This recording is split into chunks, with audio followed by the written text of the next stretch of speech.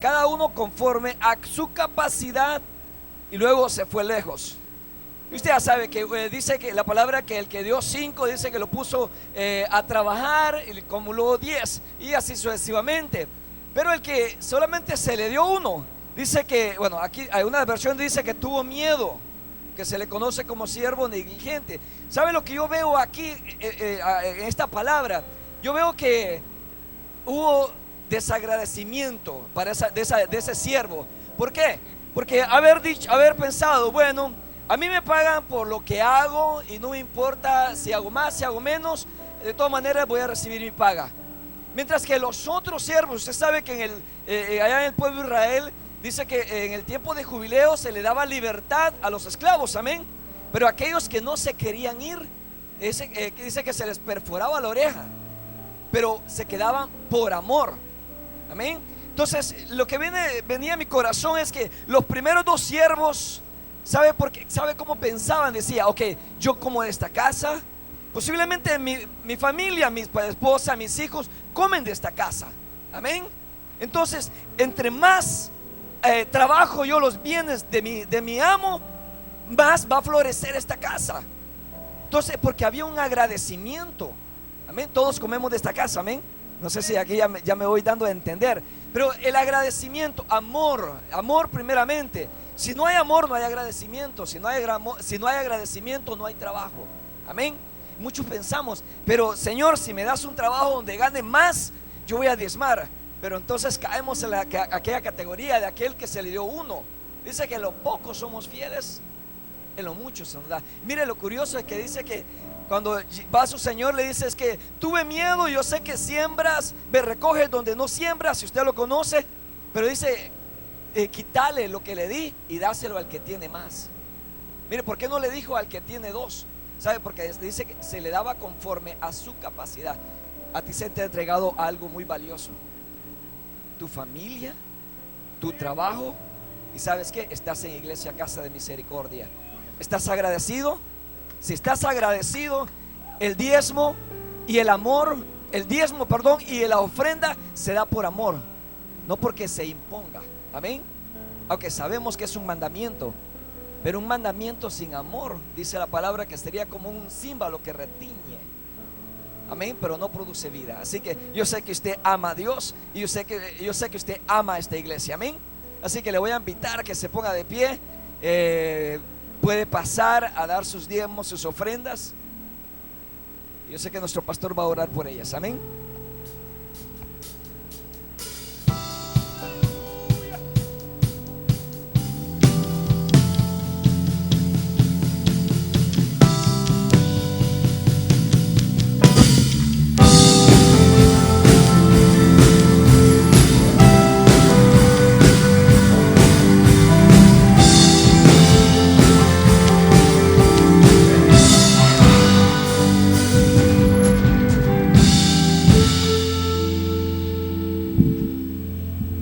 Aleluya, gloria a Dios, gloria a Dios.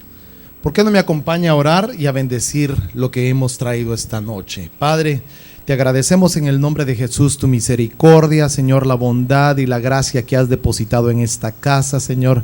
Padre, bendecimos los diezmos y las ofrendas que tu pueblo, Señor, ha traído voluntariamente, Señor. Ha traído, Señor, con gozo y con alegría. Y que todos podamos obtener, Señor, las consecuencias de ser obedientes a tus mandamientos, a tu palabra, a tu enseñanza. Padre, en el nombre de Jesús sean multiplicadas, Padre, sea reprendido al devorador, mi Dios, en el nombre de Jesús. Padre, añade bendición, ese rema especial a tu palabra. En el nombre de Jesús te lo pedimos. Amén y amén. Gloria a Dios. Aleluya. Puede tomar su lugar, mi hermano, mi hermana, pueden descender, jóvenes, hermanas. Esta noche vamos a continuar, hermano, con el tema que estuvimos platicando en la mañana acerca de los enemigos de la gracia, ¿verdad? Y estuvimos platicando, hermano, en algún momento de la gracia. Y yo quisiera que usted, por favor, abra su Biblia en la Primera de Corintios, ¿verdad? Capítulo número 11, ¿verdad? Vamos a leer ahí 11, el versículo 27, me parece 28, que está ahí. Y porque hoy, hermano, escúcheme, nos vamos a sentar a la mesa. Entonces, ya como lo estuvimos tocando en la mañana, no voy a redondear tanto en los enemigos que tocamos en la mañana, pero sí déjeme tratar de compartirle algo. Yo le voy a leer la versión del lenguaje actual o la versión del lenguaje sencillo, y dice la palabra de Dios: por lo tanto, antes de comer del pan y beber de la copa, cada uno debe preguntarse si está actuando bien o está actuando mal. Porque Dios va a castigar al que coma del pan y beba de la copa sin darse cuenta de que se trata del cuerpo de Cristo. Por eso algunos de ustedes están débiles o enfermos y otros ya han muerto. El Señor se fija en nuestra conducta. Él nos corrige para que aprendamos y para que así no tengamos que ser castigados junto con la gente de este mundo que no cree en Él. Si pensamos bien lo que hacemos, no seremos castigados, dice esta versión. Entonces, hermano, como platicábamos en la mañana, veíamos esto, hermano, acerca de la gracia. Y la gracia, hermano, es algo tan interesante como vimos. Pero ahora que estamos leyendo lo que es Corintios, lo que Pablo recibió, amén, Pablo recibe, hermano, esa revelación acerca de la cena del Señor. Dice, cada uno debe examinarse. Pero mire, yo quiero invitarlo esta noche a que nos examinemos en base a la gracia de Dios, a lo que vimos en la mañana, no en base a la ley, porque la ley, hermano, nos encontraría faltos, ¿verdad? Pero la gracia de Dios es la gracia inmerecedora y es, hermano, con la cual usted y yo podemos acercarnos al trono de Dios, hermano, para pedir, Señor, perdón, para tener esa oportunidad nueva. Entonces, cuando hablamos de la gracia, hermano, empezamos y vimos este pasaje que ya se me fue la computadora otra vez, ¿verdad? La hermana la tocó. No se crea. Gracias, hermana. Y entonces vimos el pasaje del libro de Hebreos, ¿verdad? Y fíjese que ya, ya viene mi cumpleaños el otro año, así que estoy aceptando computadoras, ¿verdad? Así que déjeme continuar ahí. Entonces vemos en el pasaje de Hebreos, capítulo número 12 creo que vimos, si usted trajo su Biblia, ¿verdad? Podemos verla ahí y ya después vamos a entrar nuevamente en esto, ¿verdad? Déjeme ponerle por aquí, esto nos sirve ahí. Y dice en Hebreos, capítulo número 12, ¿verdad? Dice, déjeme ver, aquí está la palabra de Dios, aquí abrimos esto. Y dice en el libro de Hebreos 12:15. Vamos a ver. Ok. Dice, no dejen que nadie se aleje del amor de Dios. Tampoco permitan que nadie cause problemas. No es ¿verdad? 12:15, pero sabe que es que yo lo tengo en esta versión, por eso es que me aparece distinta. Ahorita vamos a verla ahí. Asegúrense que nadie deje de alcanzar la gracia de Dios, que ninguna raíz de amargura brote y causa dificultades y corrompa a muchos, dice esta versión de la versión internacional, nueva versión internacional. Vemos, hermano, entonces, vámonos un poquito más abajo, Luisito, por favor, otro poquito más. Yo creo que ahí está bien, no, una de arriba, una arribita, otra arribita, otra arribita, otra, ese es el que está ahí, gracias. Entonces dice, asegúrense que nadie deje de alcanzar la gracia. Entonces estábamos viendo, hermano, que la gracia que debemos tiene un nivel en el cual todos debemos de alcanzar. Y esta versión dice que ninguna raíz de amargura brote y cause estorbo y que por ella muchos sean contaminados. La versión Dios habla hoy dice, procuran que a nadie le falte la gracia de Dios, a fin de que ninguno sea como una planta de raíz amarga y que dañe y envenene a otra gente. Entonces, mi hermano, estábamos viendo este pasaje y podemos entender que debemos de alcanzar un nivel de gracia en el cual, hermano, nos va a llevar a entender el camino con el Señor, el camino del creyente. Pero hay algo, hermano, como vemos, y lo vimos en la mañana, que hay algo que la gracia tiene enemigos. El primer enemigo que vimos que tenía la gracia, ¿cuál es? La amargura, acuérdese. Entonces la amargura, hermano, es una planta, dice, es como una planta amarga y su raíz puede contaminar. Vemos que la gracia de Dios, al nivel que todos debemos de alcanzar, tiene ciertos enemigos. Entonces veamos, mire, vimos estos enemigos. Por ejemplo, vamos a ver ahorita, digamos, el concepto de lo que es gracia. Lo vimos en la mañana como algo gratificante, como una acción. Específicamente, escuche, la influencia divina sobre el corazón y su reflejo en la vida del ser humano o del hombre. Esta gracia, hermano, o esta influencia divina nos lleva a la gratitud, al gozo, al favor, al merecimiento y a la aprobación de Dios. Tiene una raíz, y vimos la raíz, que es también, hermano, estar alegre, estar específicamente, estar gozoso, estar alegre, regocijado, tener salud, estar salvo. Y también se puede utilizar como un saludo de bienvenida o de despedida. La gracia de Dios es una gracia, hermano, multiforme, y es algo extraordinario que usted y yo debemos de alcanzar ese nivel. Vimos los enemigos, entonces déjeme que pusimos el primer enemigo, que fue la raíz de amargura. De ahí el segundo enemigo, ¿cuál fue que vimos? A ver si usted está conmigo, ¿se acuerda? Hace 4 horas predicamos esto. Los malos pactos. Después, ¿qué vimos? La falsa gracia. Y de ahí, ¿qué vimos? El legalismo. Entonces, perdón, son 4, se me fue un numerito ahí. Son 4, digamos, ahorita que hemos visto.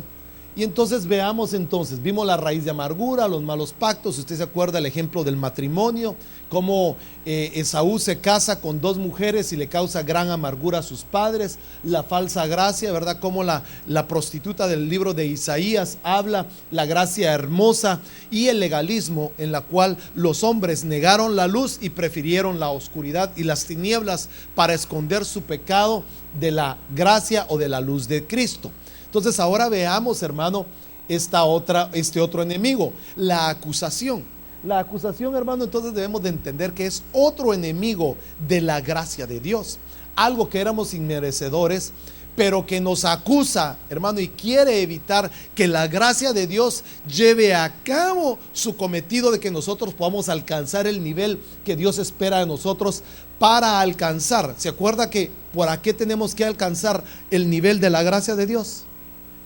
¿Se acuerda para qué lo tenemos que alcanzar? Para obtener, ¿qué? Las promesas de Dios.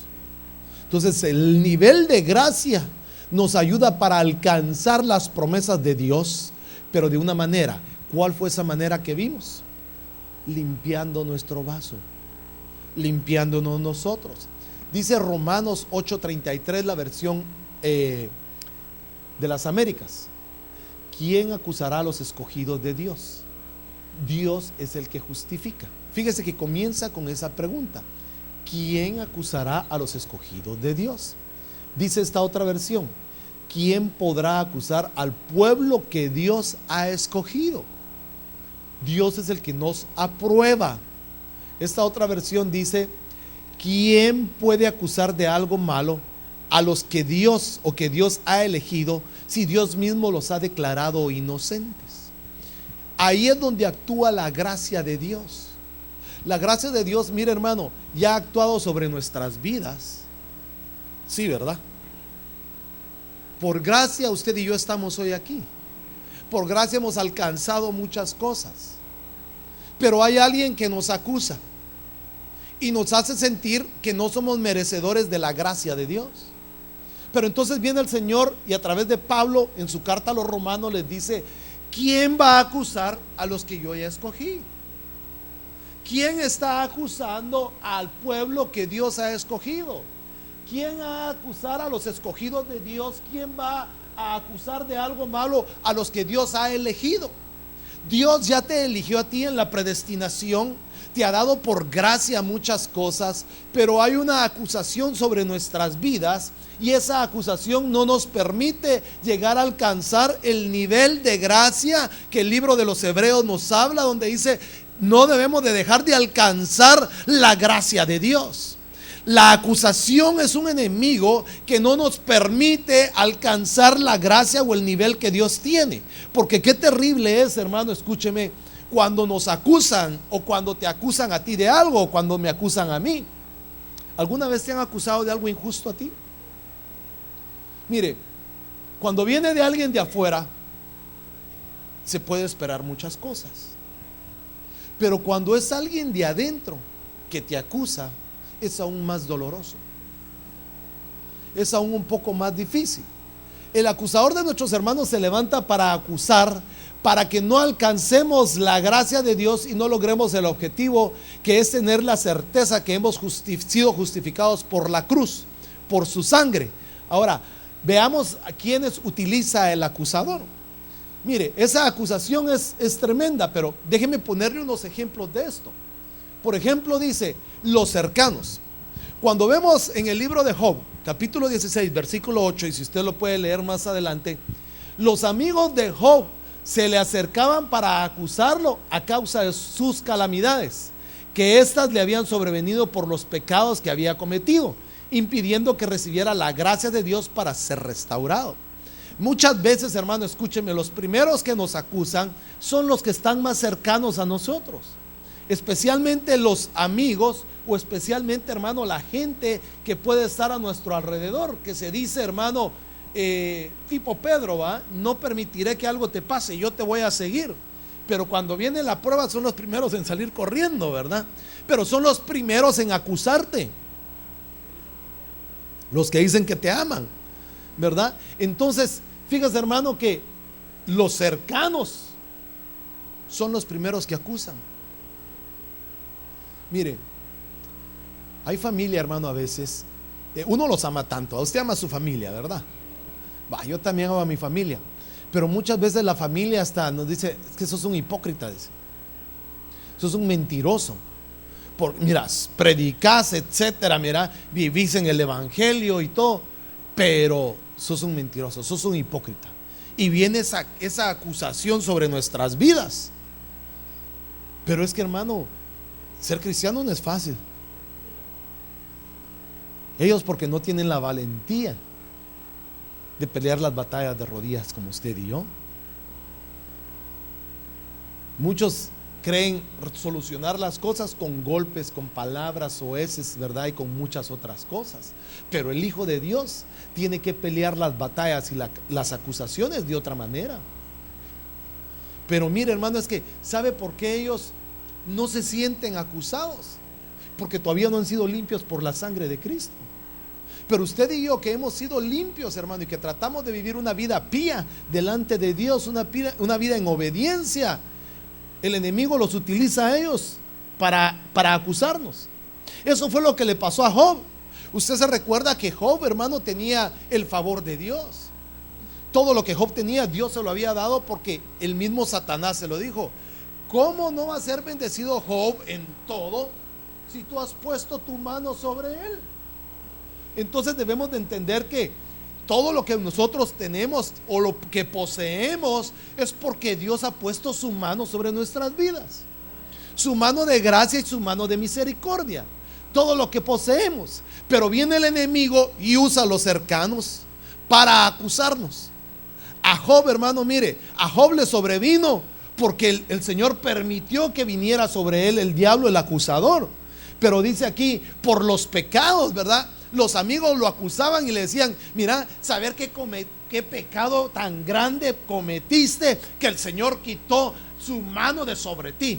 Saber de qué manera ofendiste a Dios, saber de qué manera hiciste, saber ni qué hablaste. Y vino la acusación, hermano, sobre Job. ¿Cómo cree que se habrá sentido Job? Job se sentía acusado, pero sin embargo, dice la palabra, se mantuvo firme, creyendo en lo que él había hecho y quién lo cuidaba. Vamos a enfrentar en este tiempo, hermano, la iglesia tiene que enfrentar la acusación del enemigo y especialmente de los más cercanos.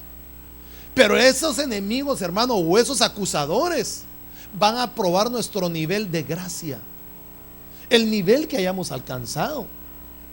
La gracia, hermano, que el Señor deposita tiene que ser, hermano, un nivel grande, mayor que el que tenemos ahorita. ¿Sabe por qué? Porque las pruebas que vienen van a ser mayores. Entonces, hermanos, nosotros debemos de crecer y alcanzar ese nivel. Mire, las autoridades también pueden acusar. Daniel 6:4.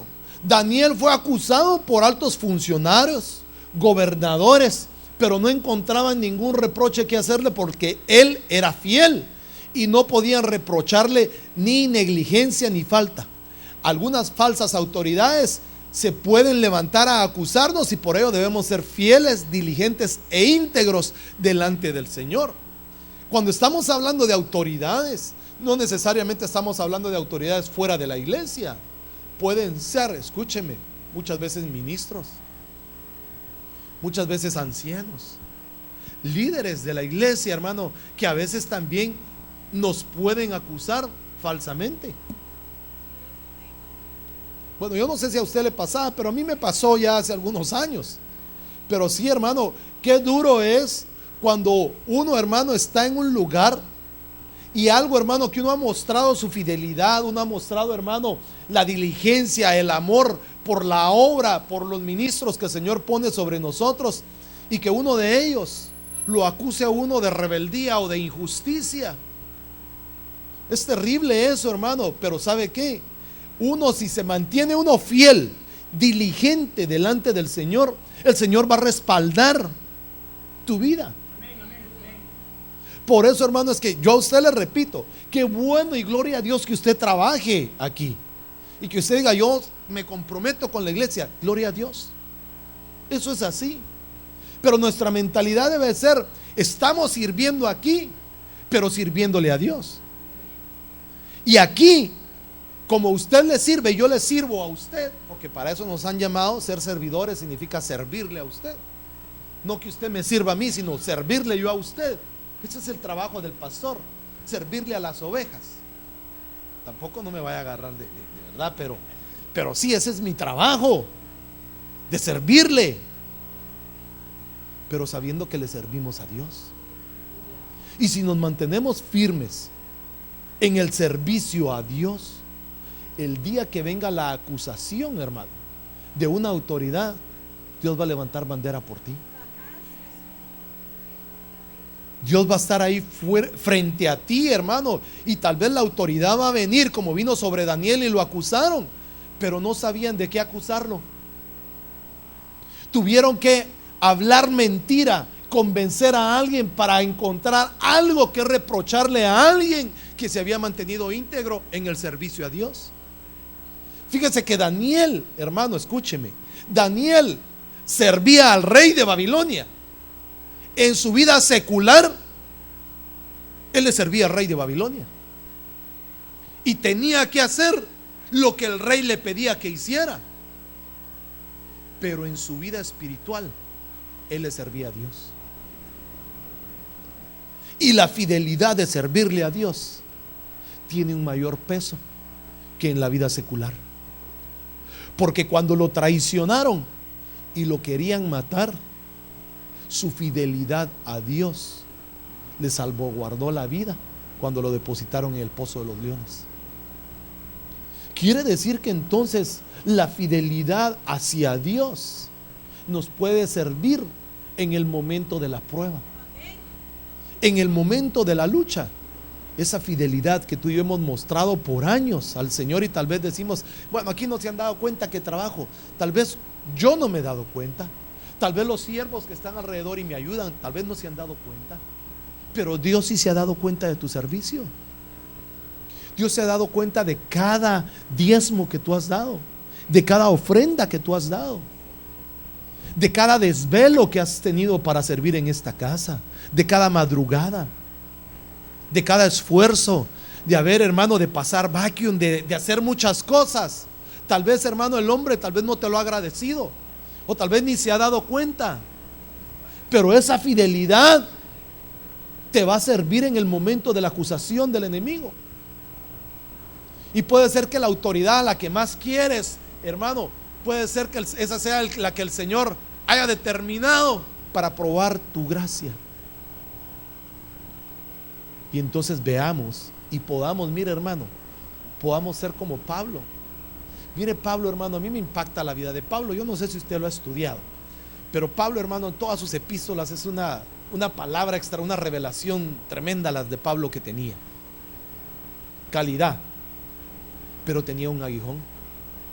Y ese aguijón, hermano, lo molestaba, pero mire, lo que más le gustaba a Pablo hacer y no lo podía hacer. A Pablo le gustaba leer y le gustaba escribir, pero lamentablemente dice que era medio chocolate, así como yo, ¿verdad? Que tenía que usar anteojos, no veía.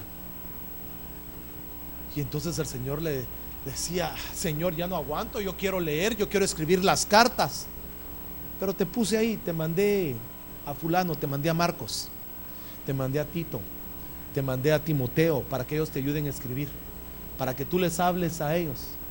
Y entonces el Señor, Pablo le decía al Señor: Señor, pero ayúdame, sáname. ¿Qué le decía al Señor? Mire para lo que sirve la gracia de Dios. Bástate mi gracia, le decía. La gracia de Dios sirve también para no enaltecerse. Y entonces vea, hermano, cómo la fidelidad mostrada hace que la gracia de Dios no sea suficiente.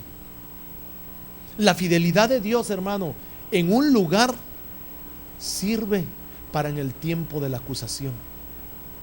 En el tiempo de la acusación viene el Señor, abre sus libros y ve nuestra fidelidad en el trabajo, ve la fidelidad en casa, ve la fidelidad de Dios. Ve, hermano, con qué actitud hemos servido, con qué actitud hemos venido a la casa de Dios. Son guardadas esas experiencias, son guardadas, hermano, en un file grande ahí de tu vida. Cada uno de nosotros tenemos un récord, un lugar ahí donde se mira cada una de las cosas que nosotros hacemos para Dios. Todo lo que hacemos en esta tierra está anotado, porque dice la Biblia que vamos a dar cuentas de toda palabra buena o mala, de todo acto bueno o malo. Quiere decir entonces que todo queda registrado. Pero la fidelidad es algo, hermano, interesante, que eso va a servir en contra de la acusación del enemigo. Entonces, ese enemigo, hermano, de la acusación, lo que sirve es para desanimar, para, hermano, tratar de desmoronarte y que crezca y que nazca una raíz de amargura a través de la acusación. Debemos de ser, hermanos, nosotros sabios en saber de dónde vienen las acusaciones y hacernos la pregunta que el Señor les hizo: ¿quién os acusará? ¿Quién podrá acusar al pueblo que Dios ya ha elegido o que Dios ya ha escogido? Tú eres pueblo de Dios. Ahora entonces yo te hago esta pregunta: ¿quién te podrá acusar si Dios ya te escogió? Bueno, entonces la acusación es otro enemigo de la gracia de Dios. Ahora, veamos esta otra. Solo me quedan 10 enemigos. Oye, no se preocupe, ya vamos a avanzar. La murmuración. La murmuración es otro enemigo de la gracia de Dios. Ahora, ¿cómo es que funciona la murmuración? Mire, debemos de ver esto. La murmuración, Santiago 3:5 dice: de la misma manera, la lengua es una pequeña parte del cuerpo, pero presume de grandes cosas. Qué tremendo, ¿eh? Usted ha escuchado a alguien así, ¿verdad? Bueno, yo también. Hasta un gran bosque puede incendiarse con una pequeña y débil llama de fuego. Quiere decir que la lengua, hermano, es tan pequeñita. Usted se puede ver su lengua, ¿ya? La puntita. Pero esa pequeña parte de la lengua dice que se jacta o presume de cosas grandes. Es que mire, usted ha escuchado a alguien que es muy presumido. Yo hace muchos años escuchaba gente, gracias a Dios ahora ya no escucho eso, pero hace algunos años escuchaba que cuando venían a trabajar, veníamos todos, ¿verdad? Pero venían a trabajar y les tocaba trabajar en construcción, en pintura, en diferentes trades que hay, ¿verdad? En la cocina, etcétera. Decían que muchos habían venido porque les habían robado sus tierras, que eran finqueros, que tenían ganado, que tenían muchas cosas, hermano, y no tenían nada. Pero así es la lengua de presumida. Exactamente, ni petate donde caer. Pero ahora vengamos al evangelio. Hay muchos que todavía usan la lengua para presumir cosas que no tenemos. La murmuración es algo terrible. Ahora le voy a enseñar por qué. Mire, pues, la murmuración no es igual que el chisme, sino que, según el diccionario Vine, es una conversación, escuche, en perjuicio de alguien que no está presente y en la que se censuran sus acciones, o un encantamiento dicho entre dientes. Es una de las armas más utilizadas por el enemigo para dividir al pueblo de Dios. Entonces el chisme no es lo mismo que murmurar. Es diferente.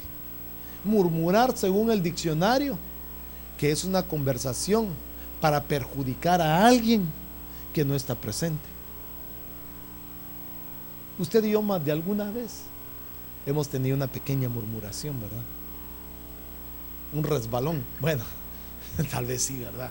Un resbalón en murmuración. Pero es que me acordé de ese chiste que dice, ¿verdad? El resbalón, pero está bien. Dice que censura, hermano, a alguien que no está presente. Entonces la murmuración es algo que el enemigo utiliza para dividir al pueblo de Dios. Ahora, por lo regular, ¿de quién murmuramos? Bueno, del hermano y del prójimo, dice la hermana. Pero ¿sabe de quién murmuramos? Con alguien, sí, líderes, pero con alguien que no piensa igual que nosotros. Con alguien que no está de acuerdo con lo que nosotros decimos o con lo que nosotros pensamos. Entonces, como no concuerda con lo que yo pienso, el hermano o la hermana está mal. Bueno, está mal, no está mal, está mal.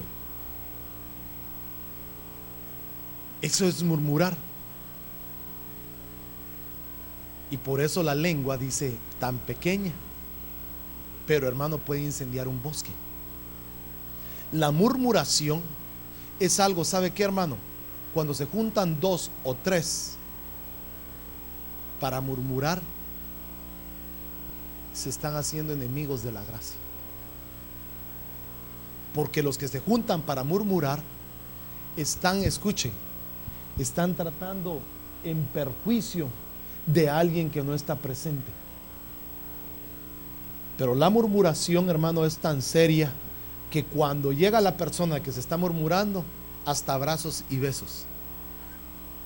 Vea cómo es la murmuración de terrible. Y dijo el hermano ahí, contra los líderes o contra los ministros. Muchas veces la murmuración es contra los ministros. Muchas veces la murmuración es contra los líderes de una congregación, o hasta entre hermanos. Dentro de los hermanos se hace la murmuración, que es un enemigo grande para la gracia de Dios. Pero ahora veamos algunas cualidades o algunas cosas de murmurar. Según este pasaje, mire, Proverbios 25:23 dice: el viento del norte hace llover, y las malas lenguas, ¿qué dice? Hacen enojar. Vea, la murmuración causa enojo. La murmuración causa ira, pero eso no es todo. Mire, Levítico 5:1. Escuche esto bien, por favor, léalo y usted estúdielo en su casa si quiere. Y esta palabra, según esta versión, pusieron "y cuando" en letras mayúsculas. Y cuando alguno pecare en esto, porque habiendo oído la voz de la imprecación, o la voz del pecado, o la voz de la murmuración, siendo el testigo respecto de algo que hubiere visto o que supiere, y no lo manifestare, él llevará su iniquidad. Yo no sé si hay una versión diferente, la versión de las Américas, si alguien la tiene. Levítico 5:1. Levítico 5:1. ¿O es 25? No, 5 creo que es. 5 lees, ¿tienes ahí 5? No, 5:1. Levítico 5:1.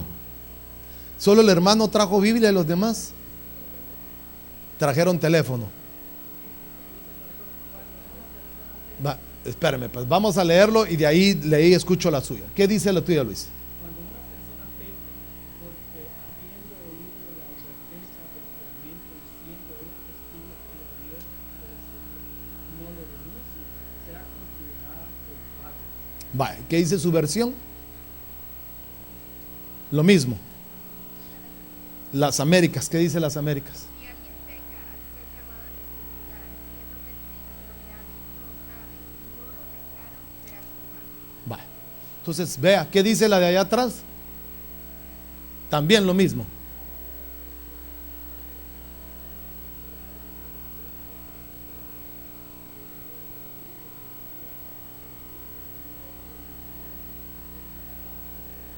Va.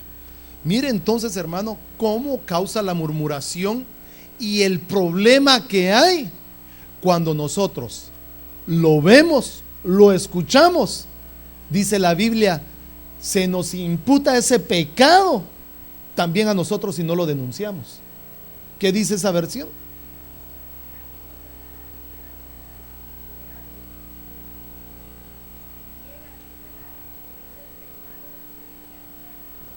Va. Mire entonces hasta dónde llega la murmuración. Si usted escucha a alguien que está hablando de una autoridad o de alguien, porque eso es lo que significa murmurar, hablar en perjuicio de alguien que no está presente. Y si usted escucha la murmuración y no la denuncia, ese pecado, ¿a quién se le va a imputar? A uno mismo. O sea, que si tú sabes que alguien murmuró y tú no lo denuncias, el mismo pecado que la persona que murmuró se te va a imputar a ti por no confesarlo, por no comunicarlo. Entonces vea, hermano, lo duro que es la murmuración. Tanto que usted y yo, si murmuramos, como el que lo escucha y no lo denuncia, se hace culpable. Entonces la murmuración es otro enemigo de la gracia de Dios, porque la murmuración lo que hace es dividir. Es, hermano, estar uno contra otros de una manera silenciosa y de una manera secreta dentro de una casa, o hasta dentro de un hogar, o hasta dentro de un trabajo, en la escuela. Pero principalmente a usted y a mí nos interesa lo que sucede en este hogar, porque aquí, hermanos, somos nosotros edificados y aquí nosotros crecemos y aquí comemos. Ahora, si usted conoce que alguien murmura y no lo denuncia, el pecado se le va a cargar a usted. Y no se lo cargo yo, sino el Señor se lo carga. Por eso volvamos a la carga. Primera de Corintios capítulo número 11 versículo 28. Y dice, cada uno debe juzgarse a sí mismo. Cada uno debe verse a sí mismo. Quiere decir, hermano, que cada uno de nosotros debemos de vernos en las áreas que podemos estar faltos. Por eso dice el Señor, hermano, que hay algunos que están débiles, otros enfermos y otros hasta duermen. Lo bonito de la gracia, o lo bueno de la gracia de Dios, es que nos permite juzgarnos o vernos en la gracia de Dios y no en la ley. Porque si no, hermano, qué terrible es que unos a otros nos juzguemos en la ley. Porque eso es bien, mire, qué bonito para el acusador, ¿verdad? Cuando ha visto y tiene las pruebas en la mano, qué bonito es acusar a la gente. Usted no ha visto cómo los DAs les gusta acusar a aquellos que han cometido un delito y piden la peor sentencia. Quieren la máxima sentencia, que los condenen de por vida, que les den la silla eléctrica, que les den inyección letal. Quieren, hermano, que les den lo peor por lo que cometieron. Pero la gracia de Dios permite que haya restauración, que haya perdón, que haya misericordia. Entonces la murmuración, hermano, créame, es como una gangrena que se extiende y alcanza a muchos. Yo le conté del caso, yo no sé si se los conté, hermano, no sé si a toda la iglesia se lo conté, del caso, hermano, de un pastor que quiso empezar a hacer cambios en su iglesia. Y hermano Luis y yo lo escuchamos, ese testimonio de este pastor que tenía un board de miembros, ¿verdad? Una directiva en su iglesia. Y él quiso empezar a traer algunas cosas a su iglesia. Pero habían 3, eran 5 los del miembro del board, pero solo 3 estaban en contra de lo que él decía. Entonces estos miembros pidieron una votación para votar al pastor. Se pusieron de acuerdo y como eran mayoría, votaron al pastor de su propia iglesia.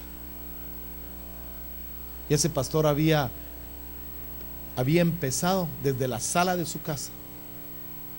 Había construido la iglesia, tenía más de 3,000 miembros, creo que dijo el hermano, y perdió todo por murmuraciones. Ahora, yo no me quisiera poner en los zapatos de los 3 que hablaron del pastor, porque a ellos, hermano, si actuaron injustamente, tendrán su castigo. Pero entonces veamos que la murmuración, hermano, es un pecado terrible que causa, hermano, que la gracia de Dios no sea alcanzada. Por eso, hermano, si tú escuchas o sabes algo, ve con tu líder y díselo, porque de lo contrario nos hacemos partícipes del pecado. No seas como aquellos que dicen: es que yo no me quiero meter en problemas. En problemas vas a estar si no hablas. Y no porque lo digo yo, sino porque lo dice la Biblia. Si tú vas y lees Levítico 5, capítulo 5, versículo 1, te vas a encontrar ahí que aquel que sabe, que escucha, que lo ve y no lo habla, se hace partícipe. Ahí cae aquel dicho, ¿verdad? Tanto peca el que mata a la vaca como el que le agarra la pata, dice. Entonces ve, hermano, lo serio que es esto. Bueno, avancemos porque ya vamos a ministrar Santa Cena, pero tenemos que vernos y juzgarnos hoy en la gracia de Dios. El menosprecio y la discriminación es otro de los enemigos de la gracia de Dios. ¿Cómo está esto? Veamos esto, mire pues. Lucas 4:22. Y todos hablaban bien de él y se maravillaban de las palabras llenas de gracia que salían de su boca. Y decían: ¿no es este el hijo de José? Ahora, por favor, examinémonos esto. ¿Usted le halla algo de malo a este versículo?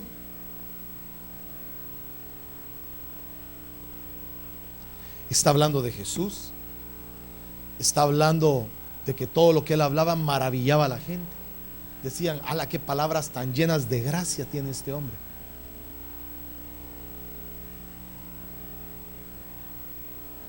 ¿Cómo? Tenían en poco al papá, que era un carpintero. Este hombre maravilla con sus palabras llenas de gracia, pero ¿no es este el hijo de José el carpintero? ¿Ves? O sea, vea cómo menospreciaban el don de Dios en un hombre solo porque su papá o porque él descendía de un carpintero. Así, hermano, hay gente que menosprecia el don de Dios. Muchos vasos son receptores del poder de Dios, y cuando manifiestan ese poder a la iglesia, muchos los pueden menospreciar y discriminar por la manera que visten, por la manera que hablan, por lo que hacen. Son discriminados. Pero mire, hermano, la gracia de Dios salía de la boca de Cristo. Entonces vemos que hay discriminación. Los que conocían a Jesús como hombre comenzaron a discriminarlo porque sabían que era tutoreado por María y José, personas llenas de defectos por seres humanos, pero estos no supieron ver su oportunidad de ser salvos. La discriminación es otro enemigo de la gracia que hace de menos a los demás. ¿A usted le habrá pasado alguna vez esto? Mire, tal vez a usted no lo discriminaron, pero tal vez usted y yo hemos discriminado, fíjese. Tal vez las dos cosas. Esos son enemigos de la gracia. Muchas veces el hombre discrimina a la gente por la manera que la vemos, por la manera que se viste, por la etnia de donde es, por el país de donde es. ¿No mira usted, hermano, que hay rivalidades entre las naciones? Hay rivalidades entre México, El Salvador, Guatemala, que los de Guatemala somos los mejores, que los del Salvador no, que los de México tampoco, pero que solo los de Guatemala somos buenos. Usted no ha escuchado de esa manera hablar, ¿verdad? Que dos chapines así son. No, pero veamos, hermano, que esa discriminación existe aún dentro de la iglesia. ¿Sabe por qué le digo? Porque hay gente que comienza con un don. Tiene, hermano, un año de convertido y el Señor ya lo usa en profecía y habla lenguas, hermano, y cuando él habla se siente una presencia de Dios. Tal vez hay otros que ya tienen 10 años, 15 años, hermano, y nada. Y empezamos, saber si esto es del Señor, saber si esto es de Dios. A lo mejor no es de Dios, hay que tener cuidado. Es cierto. Y eso fue uno de los problemas, hermano, que el Señor Jesús enfrentó en su tiempo. Enfrentó fariseos. Dinos, ¿con qué autoridad haces eso? Si solo eres un carpintero. Dinos, ¿cómo lo haces? Si tú saliste de Nazaret, ¿podrá algo bueno salir de ahí? Pues al Señor lo discriminaron. Entonces, si a él lo discriminaron, ¿podrá haber dentro de nosotros discriminación también? Ese es otro enemigo de la gracia de Dios. Discriminar, pensar y hacer de menos a otros. Mire, ya voy a terminar. Mire esto. Dice, la juventud. El apóstol Pablo le dice a Timoteo, usted lo mira en Timoteo 4:12, que nadie tenga en poca tu juventud, sino que busques ser ejemplo para los demás en palabra, conducta, amor, espíritu, fe y pureza, transmitiendo así la gracia por la cual fue salvo. Entonces veamos, el Señor Jesús le dice a sus discípulos que no desprecien a los niños, y hay muchos cristianos que menosprecian a los hermanos que se van desarrollando como niños. Ahora, ¿por qué? Porque no hay una paciencia. Mire, en las congregaciones, ¿sabe dónde muchas veces está la mayoría de problemas? Ayúdeme. Con los niños. Porque es que mire, hermano, los niños son especialmente el de la hermanita.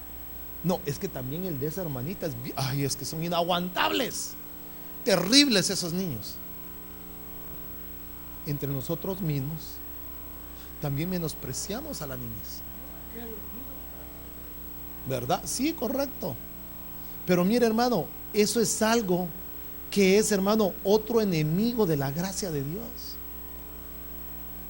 Dios, mire, yo me imagino que en la palabra de Dios han de haber habido niños, como todos, terribles, con un comportamiento así bien feo, pero llegaron a ser grandes hombres de Dios. Yo me imagino que el apóstol Pedro en su niñez haber sido terrible, ese el hermano Pedro, por el carácter que tenía, tal vez haber sido rebelde hasta con sus padres, ¿verdad? De la manera que actuaba, era impetuoso, inrespetuoso, hablaba, hermano, pesado. Me imagino que así haber sido. Tal vez como, no creo tanto, ¿verdad? Pero hermano, yo me imagino que su comportamiento como niño tal vez fue de esa manera. Pero cuando llegó Cristo en su edad ya de adulto, por la gracia de Dios, empezó a cambiar Pedro. Empezó a ser transformado. Me imagino que hubieron otros, hermano, ya después en el libro de los Hechos. Me imagino Pablo cómo va a haber sido. Mire, Pablo, ¿sabe cómo se me imagina a mí? Como el niño cerebro de la universidad o del colegio, que lo sabía todo, y preguntaban algo y él levantaba la mano, porque luego él dice, yo era fariseo de fariseos. Si alguien se sabía la ley, ese era yo. Y Pablo, hermano, no solo manejaba hebreo, hablaba italiano, romano, hablaba griego, hablaba varios idiomas. Entonces me imagino hasta español, porque dice que visitó España. O sea, me imagino que Pablo, hermano, era alguien inteligente. Y en su niñez me imagino que era de aquellos niños que caían mal, ¿verdad? Que levantaban la mano, hermano, que hacían esto y que yo lo sé, yo lo oí, todo. Pero Pablo tuvo que haber sido, hermano, también transformado por el poder y la gracia de Dios. Me imagino que haber sido, hermano, hasta cierto punto discriminado, Porque después él en su juventud, hermano, se gozaba cuando estaban apedreando a Esteban. Cuando aparece el primer mártir, hermano, del evangelio, y estaban apedreando a Esteban, él estaba, qué bueno, denle en duro, denle en otra en la cabeza, aviéntenle más piedras. Tal vez él sacaba lo que había dentro de él de esa manera, pero luego es confrontado en camino ¿a dónde? A Damasco, y se le aparece el Señor Jesucristo y cambia su mente, cambia su vida. Pero ¿cómo se le apareció? ¿Por qué se le apareció? Por gracia. Entonces veamos que la discriminación, la cobertura ministerial, usted lo mira en 1 Pedro 5:6. El apóstol Pedro se dirigía a sus discípulos por medio de Silvano, exhortándolos a permanecer en la verdadera gracia. Les escribió que era necesario humillarse bajo la poderosa mano de Dios. Aún, hermano, mire, a muchos de nosotros nos cuesta humillarnos bajo la poderosa mano de Dios. ¿Y quiénes son la poderosa mano de Dios? Los ministerios, los líderes. Mire, porque a mí me pasaba, le digo esto, al pastor, qué fácil es someterse. El pastor le dice: hermano, ¿puede traerme un vaso de agua? Amén, pastor, con hielo o sin hielo. Pero un hermano, tal vez, hermano, me regala una botellita de agua. No hay, fíjese, vaya a comprar, allá a la vuelta venden. Hay muchas cosas, perdóneme, que nosotros debemos ir cambiando para obtener la gracia de Dios. ¿Cómo? No, esos me los hago yo, a mí me gusta cómo los hago yo. Pero eso, hermano, y después viene un hermanito, mire, ya, otra vez salió el león. Bueno, ya voy a terminar, no se preocupe. Ya solo me quedan como 2 horas. Pues se quedará usted solo aquí, pastor, me dirá usted. No se preocupe, ya voy a terminar. Gloria a Dios.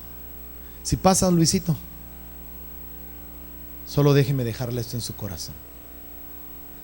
Es necesario vencer a nuestros enemigos e ir en pos del crecimiento de la gracia de Dios. No desaprovechar esta oportunidad que se nos está dando de parte de Dios en estos tiempos que estamos viviendo, ya que la venida de nuestro Señor Jesucristo se acerca pronto y es un maranata que Dios viene pronto. Ahora, regresemos a donde iniciamos hoy. Corintios 11, donde dice: cada uno de vosotros júzguese a sí mismo.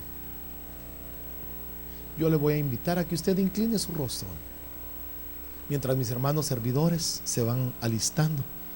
Pero durante ese tiempo en el que usted inclina su rostro y se juzga a sí mismo, no nos juzguemos por la ley. Veamos la gracia y la misericordia de Dios, para que no seamos hallados faltos, sino que podamos ser, hermano,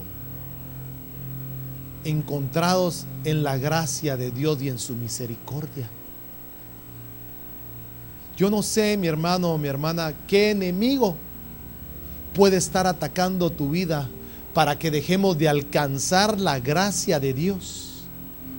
Pero hoy yo te quiero decir que el Señor nos ha puesto y nos ha llamado para alcanzar su gracia, para alcanzar su misericordia, para quitar toda acusación, para quitar todo desprecio que te hayan hecho. Yo no sé cuál desprecio te hayan hecho. Tal vez te despreciaron hasta tus padres, tus familiares, el ministro, la iglesia, alguien. Pero hoy el Señor te quiere mostrar su gracia, te quiere mostrar ese perdón y esa misericordia. ¿Por qué no te pones de pie? Ahí con tus ojos cerrados. Y le pedimos al Señor que nos muestre su gracia, que nos muestre su amor, su misericordia. Dile: Señor, ayúdame. Puede ser, mi amado hermano y hermana, que hayamos sido víctimas de discriminación o que hayamos discriminado nosotros a alguien. Tal vez menospreciaron a tus hijos y esa herida quedó en tu corazón. Tal vez aún hasta la familia menospreció a tus hijos o te ha menospreciado a ti. Pero el Señor en su misericordia quiere traer gracia para que haya un perdón de parte de Dios, para que haya un crecimiento de parte de Dios y para que no dejemos de alcanzar su gracia. Señor, dile: pesa mi corazón